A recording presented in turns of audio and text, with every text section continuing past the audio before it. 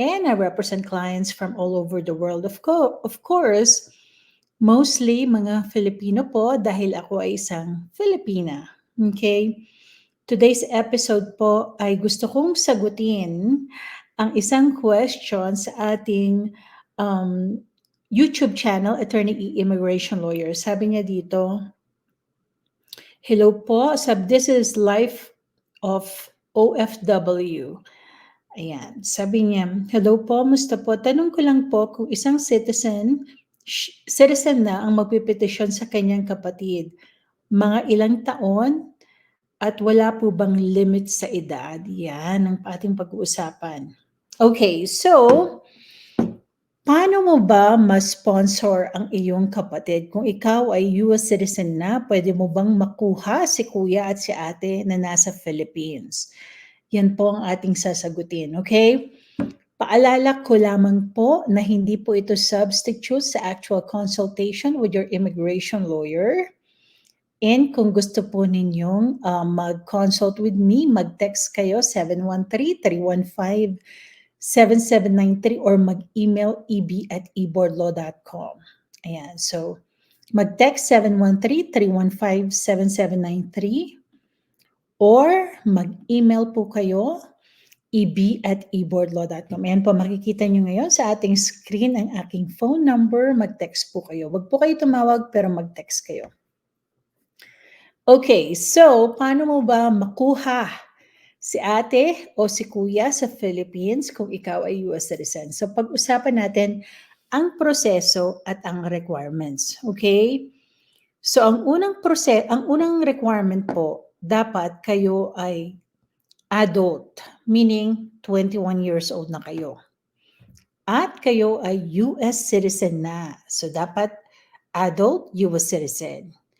And kailangan po ay ipa-file nyo ang isang application, itong I-130 petition sa USCIS. So ipa-file nyo sa USCIS. At ano ang mga documents na kailangan nyo pong i-produce? Number one, of course, is ang proof na ikaw ay US citizen na. So how do you prove that?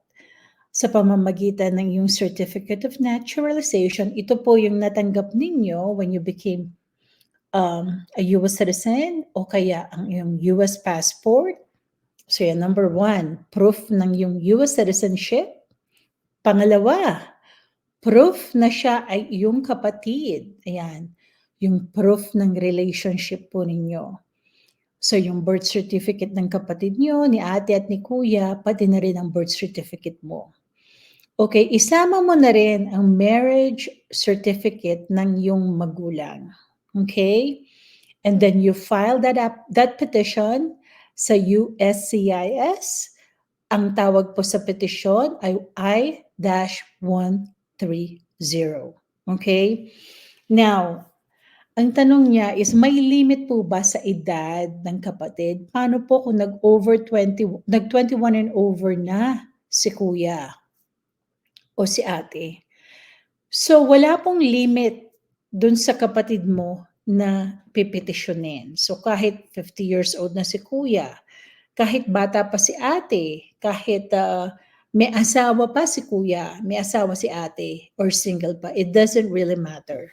So, yan po ang kagandahan sa sibling petition. It doesn't matter kung anong edad ni kuya, it doesn't matter kung anong, kung may asawa na si kuya o si ate, for as long as ikaw na petitioner ay US citizen na and nasa adult ka na, 21 and over. Okay? Of course, may proseso po yan. First, kung ang kapatid mo ay nasa Philippines, you file the petition with USCIS and then maghihintay ng matagal na panahon bago po ito dumating sa National Visa Center. So sabi nila, totoo ba na 20 years ang waiting time? Ayan. Totoo po na matagal ang waiting time, almost 20 years. In fact, 18 years. Bakit po? Kasi napakaraming petition ang fina-file para po sa kapatid. Okay? And limited po ang number ng immigrant visa. May mga category po yan eh. So limited po. So nangyayari, patong-patong ang applications hanggang dumating dun sa inyong priority date. Okay? So what I want you to do, and I want to encourage you to file and then forget about it. Huwag niyo na pong intindihin masyado. In fact, may mga applicants, yung mga beneficiary nila, all of a sudden, para nagulat na lang, after so many years, darating na yung petisyon. Buhay pa rin pala yung petisyon. So once you file the application sa USCIS, pag nag-file po kayo ng I-130, ay mabibigyan kayo ng priority date. Yung priority date na yon, tatandaan nyo yun tsaka itatago nyo yung resibo nyo. And then, titignan nyo sa visa bulletin na pag malapit na yung priority date nyo, ibig sabihin nun, malapit na kayong kontakin ng National Visa Center for your immigrant visa. Okay? Right now, tignan po natin kung anong petsa yung pinoproseso po, And huwag kayong ma-discourage, So I still encourage you to file kasi darating din po yun. Then eventually, magkakasama-sama kayong magkakapatid dito sa Amerika. So once you file it, forget about it. And then, darating yung time na makakatanggap na po kayo na ito na yung processing. Malapit na po. Okay, but make sure na kung meron kayong change of address, kung meron kayong mga change ng emails, ayan, yung mga ginagamit na emails, na hindi na ma-recover yung password. Make sure na on top of that po kayo kasi doon po ini-email, doon po ipinapadala yung mga notices. Okay? So if there's any change, you have to notify the immigration. Okay? So I want to share with you yung visa bulletin for brothers and sisters, yung F4 category po natin. Okay? Hold on po Huwag kayong ma-discourage. Don't get discouraged Okay, so as you can see here, on or before August 1, 2006, ang pinaprocess under F4 category.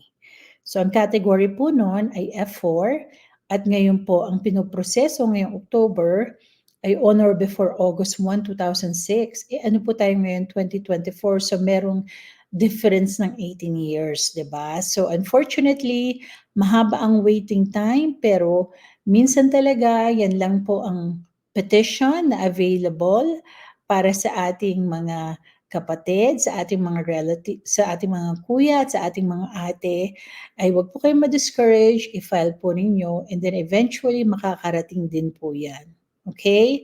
Alright, so requirements, you have to show na ikaw ay US citizen. Ang iyong edad, of course, ay 21 and up. And para naman sa kapatid mo, proof ng relationship ninyo ay birth certificate and marriage certificate ng magulang ay isama na rin po ninyo. Pati na rin po kung may mga litrato kayo ng mga bata kayo, isama na rin po ninyo.